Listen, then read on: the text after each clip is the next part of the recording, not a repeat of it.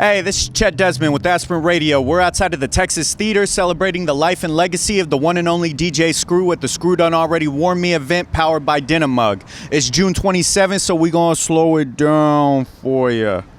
I ain't get paid enough for this shit.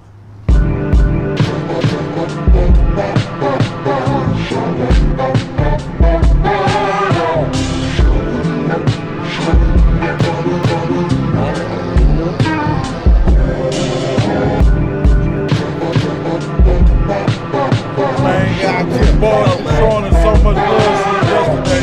Man, I'm putting this on film. I ain't never talking shit about the Cowboys no more. I ain't never talking shit about the Cowboys no more. Fuck it. I'ma treat them like the Texans. You motherfuckers ain't gotta win the damn game. And I'ma talk shit like the one every one of them. Already, man. For real, man. Big time. A-shot, big time.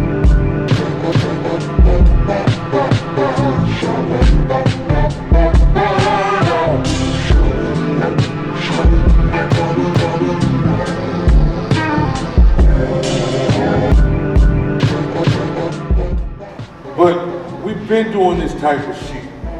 You know, people screw rapping and all this. We've been making screws since 91. And we never even rapped on that shit until 95. Because my hood long drive, we didn't give a fuck everybody. We made our tapes and we kept them in the hood. As many screw tapes as you heard, is probably how many me and this nigga Kesey have made. You know what I'm saying? And I've always been a non-greedy type of fella, and I like to let people shine. So that's how June 27 comes. I want youngsters to shine.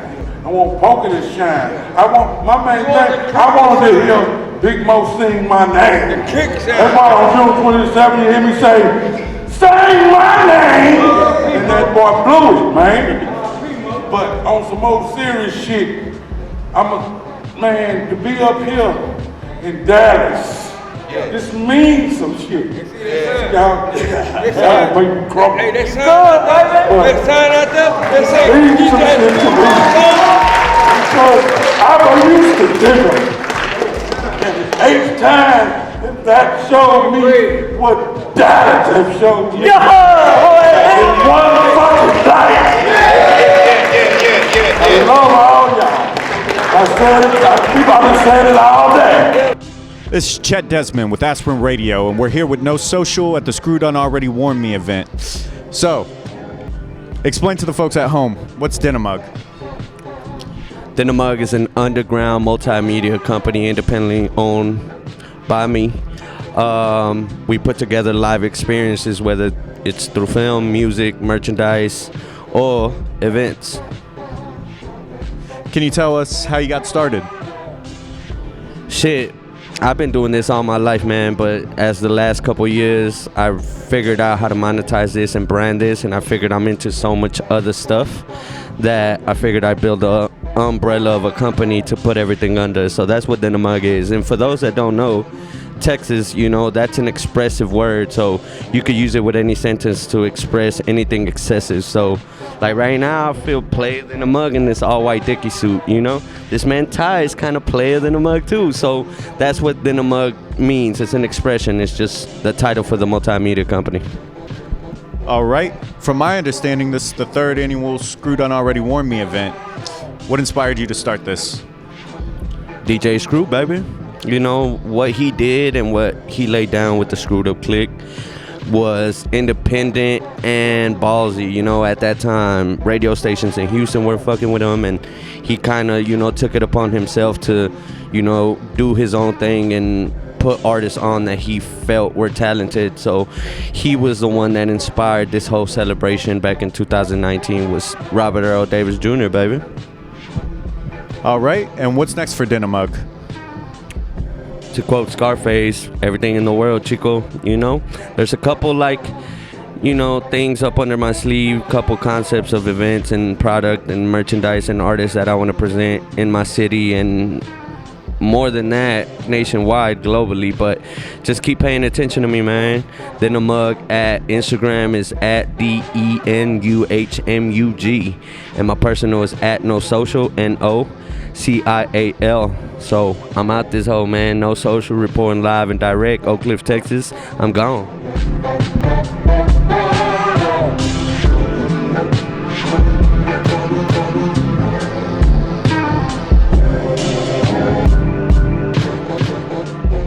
And we're here with Donnie Houston. Can you introduce yourself for the people at home? Yeah, what's going on, man? It's Donnie Houston. You know what I'm saying? I represent H-Town, man. DJ, producer, host of the Donnie Houston podcast, all that. All right. What first introduced you to Screw's music and what made you gravitate towards it? Great question, man. I don't know, man. One of my friends, man, back in, I don't know, like 94 or something like that, I was in elementary school. And I don't know, just a vibe, bro. It was just automatic, like I just got it automatically. Does that. So on one of your most recent episodes, you reunited with the Screwed Up Clique for the first time since like '96, right? Yeah, with the guys from June 27 for sure. Yeah. Oh yeah. What was that like? It was amazing, man. I mean, for me, I remember when June 27 first came out. So for me, it's like a dream come true to like be able to do that. And they hadn't been in the room since 1996, so I mean, it was cool, man. Oh yeah. And what's it like to be with the folks here tonight? Great experience, man. It's my first time out here in Dallas for this type of stuff, man. So it's cool, man. Great vibes. You know what I'm saying? Shout out to that boy Francisco, man. You know what I'm saying? Dinner Mug, all that. It's going down, man. Texas Theater, Dallas, Texas. You know what I'm saying? All right. And how did you link up with Dinner Mug? Man, Dinner Mug. That boy came to. I did an event in Houston at the museum. I did a podcast in Houston at the museum. He came through, showed love, and told me what he had going on. And it was just cool, man. He was a cool dude. So I was like, yeah, you need me to come out there, I come out. So here we are. All right. And just run back one more time. Where can the folks at home find you? I'm Donnie Houston. That's on everything. I am DONNIEHOUSTON. Instagram, Twitter, all that. Look up Donnie Houston, DONNIEHOUSTON. Follow Donnie Houston on all that, man. Subscribe to Donnie Houston TV on YouTube. You know what I'm saying? Anybody look like me, you feel me? Hit that follow button on that shit. You know what I'm saying? You want to get the June 27 t-shirt. When is this coming out?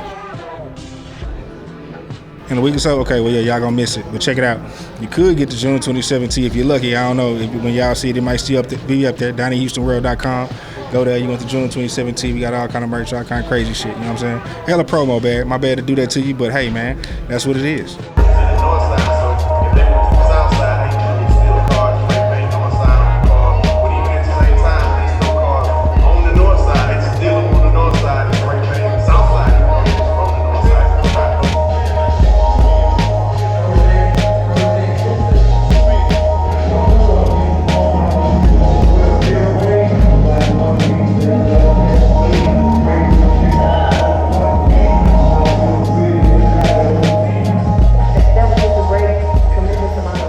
Sitting here with Lance Scott Walker, the writer of DJ Screw, A Life in Slow Revolution.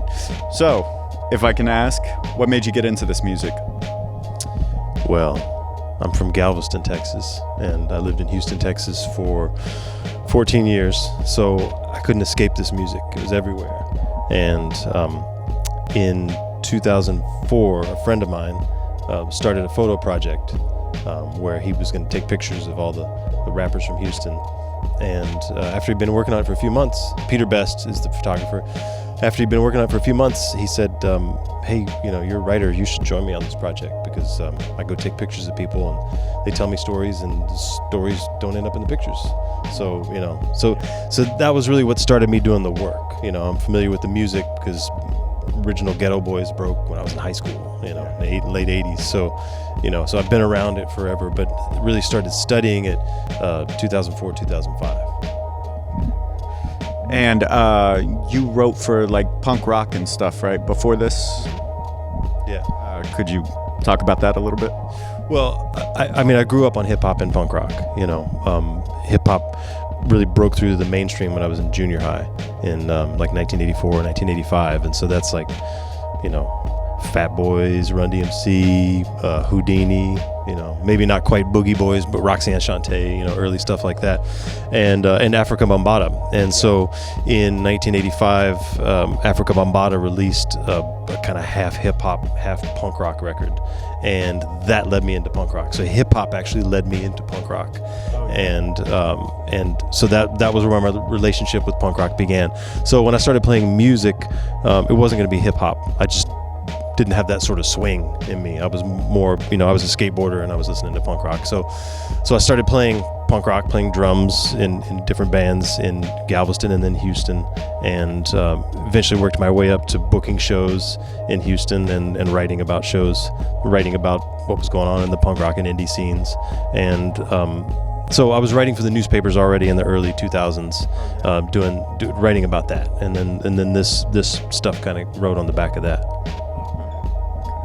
And writing about Screw, have you met a lot of people from Screwed Up Click and talked to them, made any connections? So what's your experience like with that? Yeah. Well, I never met DJ Screw because he died in 2000, and I didn't start this work until 2004, 2005. So I didn't get to meet him, and I didn't get to meet Fat Pat. But just about everybody else I've met. You know, I got to meet Hawk before he died. I got to meet Pimp C before he died, Big Mo. You know, I did those three in particular. I didn't get to sit down with them for like a real interview. But everybody else, just about it. I mean, you know, Screwed Up Click is, youngster. Screwed Up Click is big. There's a lot of people, you know, so, you know, I wouldn't say that I've met everybody. There's plenty of people. I go and I look at lists of who's on Screw Tapes, and there's plenty of people that I haven't got a chance to meet yet. But, you know, there's still more work to be done. A lot of people, it's almost like, you know, like kind of like a down south, like Wu-Tang, like Killer Bee situation almost with, bigger, honestly. Is there anything next? Like, what's next for you? Next for me is a book about Galveston. A book about underground Galveston, kind of lost histories of Galveston, and you know, Galveston that I don't see anybody else writing about, which was kind of the same thing with the DJ Screw book and with the Houston Rap book and Houston Rap tapes. It was like, this deserves to have a book about it. It's a history that deserves to be told. And so, you know, same thing with Galveston. You know, it's something I've actually been working on for a long time, but now now that this is out in the world, and I'll continue moving around the state and the country and the world promoting this. But as far as my next writing project, it's already well underway, and that's a book about Galveston. Can you tell us something about DJ Screw that most people probably wouldn't know? Probably the big reveal in the book is the fact that, you know, while we think of DJ Screw as like a South Side DJ, we think about he was on the South Side, and almost everybody who was on a Screw tape was from the South Side. And as a matter of fact, you know, throughout the 90s, there was sort of a beef. There was a beef between the North Side and the South Side. The North Side of Houston and the South Side of Houston didn't get along, and, you know, it was it's sort of akin to, you know, wrestling, soap operas. You know, it's sort of a narrative that plays out, I think, in a lot bigger than it maybe is. And it wasn't necessarily the artists that were doing that, but some of it was, you know, communicated on Screw tapes. So I think probably the big shocker for a lot of people is that when DJ Screw was a kid, he actually lived on the north side of Houston. Oh. Yeah, he was actually a north side kid. You know, then he went back to Smithville, which is really his hometown. And that's where he really discovered hip hop and began his relationship with hip hop, and with his cousins, Larry and Shorty Mac. You know, they started their first group. But I think that's probably going to be a shocker for a lot of people that, you know, as much as we think of DJ Screw as a Southside DJ, and he was definitely, you know, he helped build the culture of the South Side and build relationships between the different neighborhoods on the South Side, but he actually grew up on the North Side. All right. Well, thank you for sitting down with me. Is there anything else you'd like to plug? Go to the Screw Shop. That's what I always tell people. Go to Screwed Up Records and Tapes, Screwed Up headquarters in Houston. Buy CDs, buy shirts. If you don't have a CD player, buy shirts from them. Buy stuff from them. Help keep them alive. Help support the culture. Buy stuff from Screwville down in Screwville. You know, Screw's sister is affiliated with that, and Jason Culberson, whose interviews, some of his interviews I quoted in the book. So, you know, support the artists, and support the shops that are doing the work.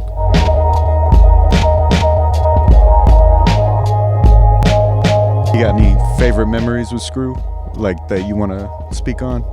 I said it in one, but one of my most I said it on Dynamo, but I love this memory that we was in Foot Locker one time, and like Stick said, he used to go get he used to buy Screw tennis shoes and this, that, and other. So one time I wanted to buy Screw, so I said, man, I'm finna get him some shoes. So I said, man, I didn't know, but I said, hey, I said, Screw, what size shoe you wear? And this guy, he was getting ready to walk out the Foot Locker. He said, man, that's DJ Screw, the Screw? He was like, I said, and then I ain't think, I said, yeah, that's DJ Screw. He said, he went out and announced it and told people, he was like, man, say, this is DJ Screw. And people came in there and me. So Screw was like, man, well, that's Bird. He the one on them tapes. And then I didn't know, I was like a superstar. He said, man, so people came in there, we started signing shoes and like everything. This lady came, she was like, sign my baby shoes. So like 4 or 5 other people, they was like, I'm gonna take these baby shoes, I'm gonna keep them. So I'm signing shoes and signing everything. And we got the car. He was like, man, down in tears. He said, man, we are really like superstars, man, for real. But like I said, I was the first one that like pulled a camera out. I had a big old school VHS camera, and I used to just document. I said, man, Screw, we need to document some of these. I mean, we had car shows, and like my partner, we started the Red Line. My partner Rick had a Navigator. Robot had a Benz. My partner T had a Jag, and we had a bunch of red cars, and everything was candy red. We had red. Pearl Homes, they used to ride they had blue, and Yellowstone had Yellowstone. They had gold cars, but we started that Red Line stuff. But man, say before we go first, but man, Screw, and then one thing too, Screw had helped out a lot of, like, it was beef in the hoods. But Screw would get people, you come to Screw House, he squashed a lot of beef in the neighborhood and squashed a lot of stuff that would have been going on and everything,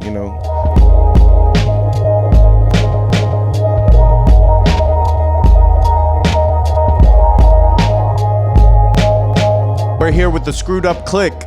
Would y'all like to introduce yourselves? This that player Big Demo out that long drive, Southside representative for life. Man, it's that Kesey, man. SUC. Fuck with my OGs, man. Real shit. You know how they go? Nigga, hey, my boy right here. Then, hey, I don't give a damn where the camera at. On the radio, it ain't no live wire, but we live, nigga. Yeah, fuck with my OG nigga right here. Y'all don't know who this is. This Stick One. A real done. Fuck that shit. Hey, Dead End, SUC, OG legend, Stick One. All right, so I just wanted to ask, like, whenever this first started, did y'all realize like how big it would be? Because it's like so global now. You got people like A$AP Rocky or Drake like rocking the sound, and did y'all even fathom that whenever y'all were coming up? Hell no. We just wanted to be like, kind of like New York. The people in New York, the Queens people listen to Queens. The Brooklyn people listen to Brooklyn. We wanted to jam in Houston. We wanted to be hood stars. And we really wasn't thriving to be hood stars, but that's just who we are, because we was a bunch of players and hustlers that just tried to keep shit as real as they can. And we noticed while we was living this moment, all of these screwed up moments, we could sense it and see it at the same time, but the reaction is different because it's still happening. Yeah. And like now, to be in 2022 and we sitting here doing this, it's fucking amazing. Yeah. How do you think Screw would feel about it being like as huge as it is?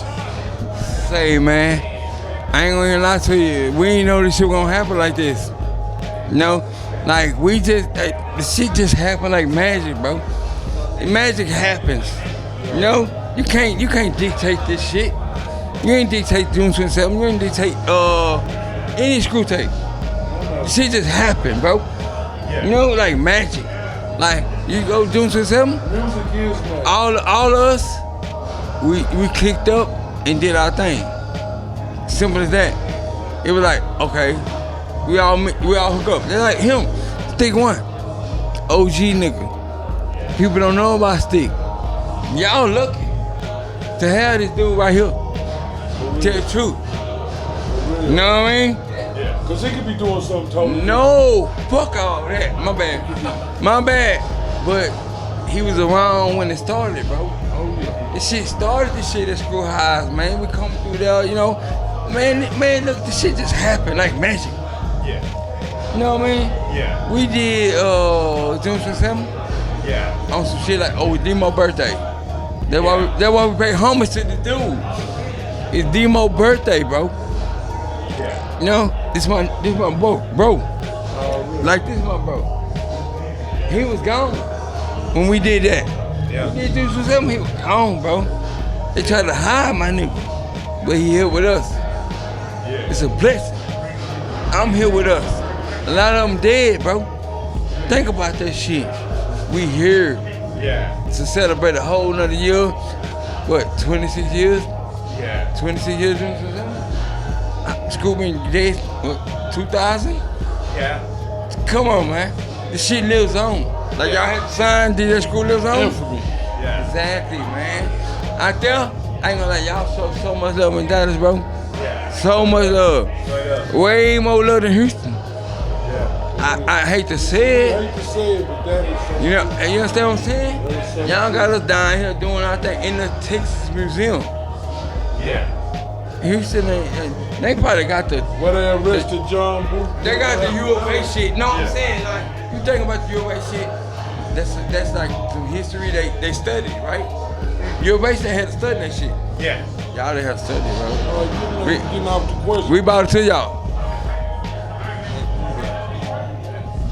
Yeah, I would say there's no way we knew, like you said, A$AP Rockies and the Drakes. There's no way we knew that what we was doing was gonna have this kind of impact. Not at all. I would say this: the background we all three come from, we figure automatically we're kind of guys that have an impact, but we never would have known it would have been this heavy. Not at all. Fucking right. And do y'all feel like the sound's getting watered down at all from?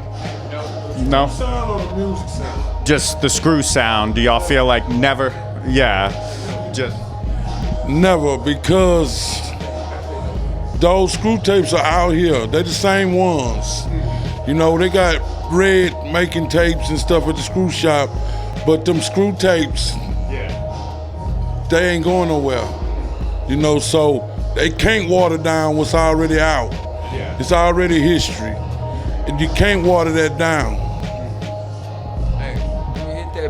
I'm gonna tell you the truth. Everything originated can't be duplicated, bro. We original screwed up clique. We straight G's. You can't complicate a real G. Like you can try to make another paper, but you can't. You know what I mean? Like you try to make another screw, but you can't. The shit originated. It's like D, he got his own person. D is June 27. He SUC. He came through that umbrella. So it's basically like everybody come through the umbrella, bro. Screw umbrella, that motherfucker go deep. Yo, it's way bigger than Ryan. Yeah, and I'm gonna let my nigga right here let you know how it go. Yeah. Cause he OG holding me. Yeah. He was around for me. Hey, no, I'm in agreement with both of them. It's not watered down because it's not being duplicated, like it was saying. And to be honest with you, Screw was so legendary. You know what I'm saying? The things he done was so legendary. The way he changed the culture. Man, we was listening to they tape earlier. It Dancing Candid. I mean, it still has impact and effect on you today. Something that you thought you heard back then, you hear something else about it the next time you hear it. So it's legendary. It's very legendary. It can't be watered down. Hey, let me tell y'all something. This dude right here, I got a made nigga screw tape. This is my OG. He never heard it. Never heard. Cause he was gone. Never heard. So it's basically like we reconnecting, we catching up on old times. Ain't no people ain't here. A lot of people ain't here, man. Screw's the only person that heard every screw. No, I'm talking about a lot of people ain't here to tell their story, bro. Yeah. Leave it at that, man. It's one love, man. I appreciate everything y'all doing, man. No, it's real love. On the real though, SUC for life.